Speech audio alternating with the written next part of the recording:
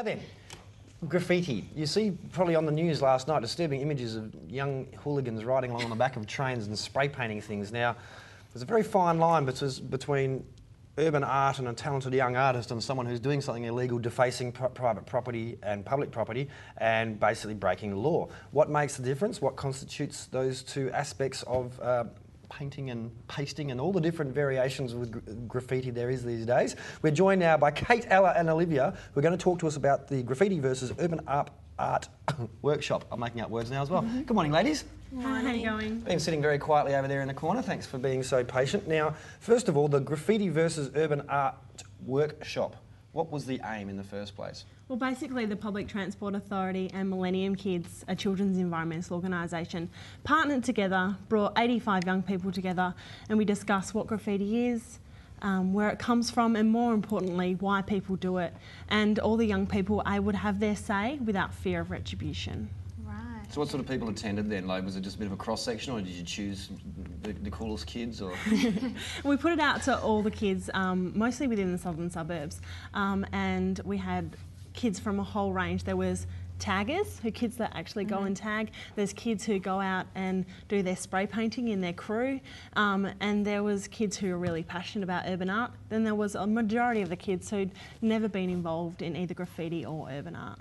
So what do they think of the topic then, graffiti versus urban art? How do they sort of adapt to that? Well, let's ask Olivia. You look like the sort of person who goes out and does a bit of tagging, Olivia. No. Tag the back of your hand if I can see correctly. There you go.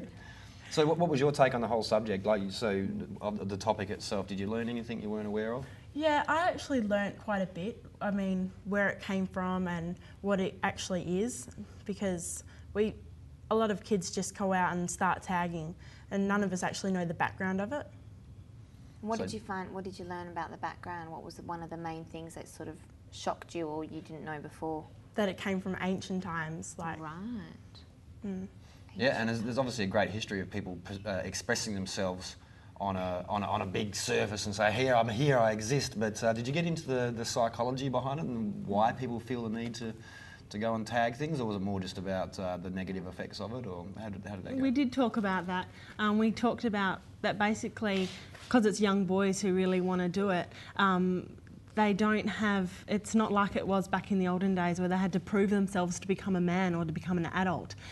So that's more why young people are doing it, because they're forming into gangs and going out, and they feel it's the only way they can express themselves. Right, so there's a whole lot of different perspectives here. So how did you get the kids thinking about that before we go and have a look at the package?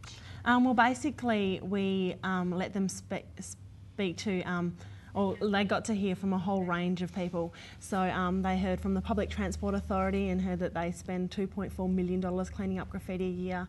They heard from a mother of a graffiti vandal, and she's like the unheard person, and they got to hear how she must have some negative effects on the family. Yeah, how she was a victim of it, really. They heard from other victims who have had their businesses graffitied, and they also heard from a renowned Perth painter, Stormy Mills, and how he was a graffiti vandal when he was young, but now he's become a professional painter. Now, Ella, you've come up with some creative ideas on how to combat graffiti crime through the process. Tell us a bit about that. How did you come up with these ideas? We got into groups and we talked about different ways we could, things we could do instead of it, like we could organise music events and workshops and stuff like that. Yeah, so I mean, so part of what you came up with then obviously was the fact that kids are doing this because they're a bit bored, not enough other things to do.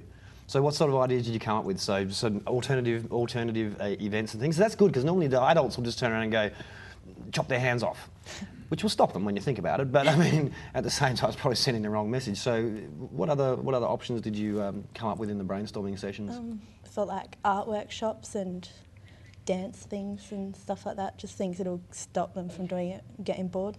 Yeah, no worries. And there's little skate parks and those. I always thought it'd be great for the council to have a big graffiti wall, so a couple of 100 metres long, and just every 2 weeks just come and paint over and let them start again. Exactly. But I mean, some of the art that these kids, well, and not such young kids as well as older people as well, but some of the art they're throwing up is absolutely beautiful work.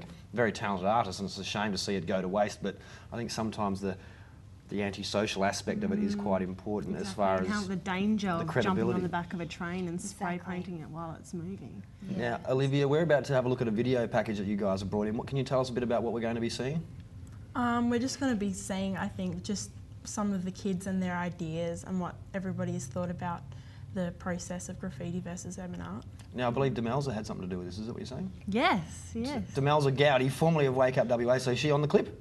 Yes, she's presenting it. Excellent. Demelza Gowdy, she's down in the hood, she's in with the homies. Is She she? knows all her hand signals. She's not going to get popped by a drive-by. She was always telling me off because I could never do my hand signals right. Well, let's have a look here. Graffiti versus urban art. What's the difference? Let's have a look, y'all. I'm here outside Melville City Council where we've been invited to take part in the Graffiti versus Urban Art workshops by the Public Transport Authority and Millennium Kids. $2.4 million a year is spent on cleaning up graffiti from our walls, fences and trains, and students from Gosnells to Mandurah have all been invited to share their views on how to eradicate such a problem.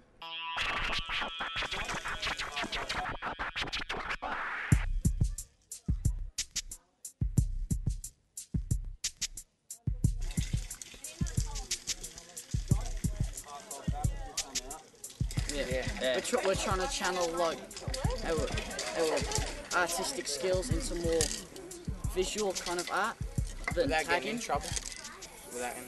Graffiti, in terms of dollars, is probably our single biggest issue in the railway system. $2.4 million a year goes in vandalism and graffiti. And so we think, rather than us having all the solutions, we again go back to the kids, and certainly a number of schools now involved, in talking about why, and more particularly talking about ideas to in fact find solutions to the problem. Throughout the day, students were given a variety of activities to take part in, including listening to how graffiti had affected people's lives and how graffiti originally came about. After voicing some interesting opinions, students were then split into groups and could take the opportunity to create radio ads, graffiti on take-home pizza boxes, and even used our equipment to film themselves voicing their opinions on the issue.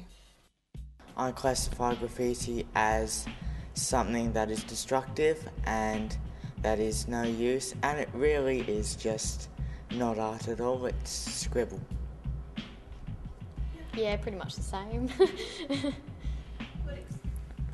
In buses and trains where it's sort of scratched into the windows in the back of seats, I think that looks really scabby and pretty rank, so that'd be annoyance. But otherwise it can be a form of art and it's the way people express themselves. A group of taggers come into our school once and just demolished the entire school, so that sucked. Did you agree with the graffiti or? No, it was just the group name, pretty much. Yeah. Are the penalties enough to stop the youth from graffiti? Obviously not, but because they still do it, they haven't got any incentive to stop because they like the adrenaline rush. But I think they can find something like by putting walls there that are acceptable for them to graffiti and urban art all over them, and they won't get in trouble. I think that will keep them off the other stuff that they've been graffitiing on. We had over 85 young people from Mandurah through to Gosnells, Thornley, and they all had input, they all had ideas about graffiti. Some were really positive, some were graffiti vandals. We had such an eclectic group. The great thing about it was the kids were really honest with what they had to say, and they had some really innovative ideas on how we could look at space for young people to take part in, productive programs rather than graffiti vandalism. So we will be looking very closely in the public transport system in areas we think are high-risk areas for graffiti and working with the kids in public art. Today, the PTA and Millennium Kids hailed the workshops a huge success. Now it's time to collect the ideas and respond to them. It's a step in the right direction, working with our future generations on such a major issue. Well done, Demelza Gowdy. Definitely a major issue, yes. Now, Ellie, you participated in the youth to youth consultation. Can you tell us what you got from that? Met a lot of young people like me, and we just all had our say in graffiti and how it affects us and what we thought we should do to stop it. Yeah, there's a few kids from the clip that are actually against it, which it's good to Oh, see the kids actually saying, look, we don't like it. Oh, you're probably only talking about 5% of the population.